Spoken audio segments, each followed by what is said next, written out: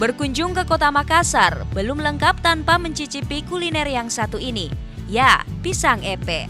Kuliner berbahan utama pisang ini disebut menjadi salah satu ikon street food di kota Makassar.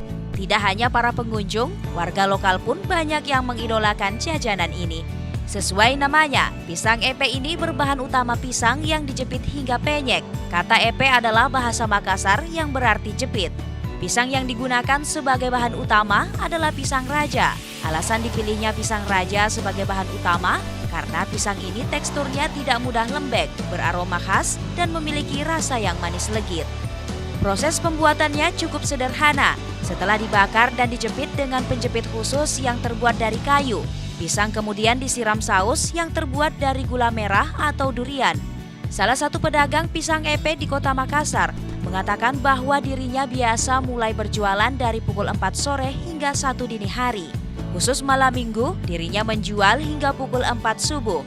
Pendapatannya pun bervariasi. Di hari biasa dirinya kadang memperoleh pemasukan hingga Rp240.000. Namun jika akhir pekan liburan, pendapatannya biasanya mencapai Rp400.000. Untuk seporsi pisang epe dijual mulai dari harga Rp15.000. Jam berapa sampai jam berapa biasa menjual, Pak?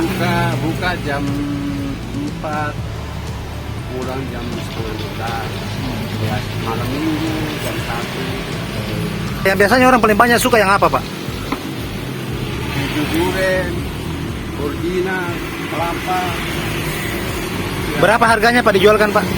Kalau yang original itu 4 bijinya 15. Ya. Kalau yang 3 biji 13. Dalam sehari biasa dapat berapa, Pak? Hasil penjualan pisang epe ini? Tergantung.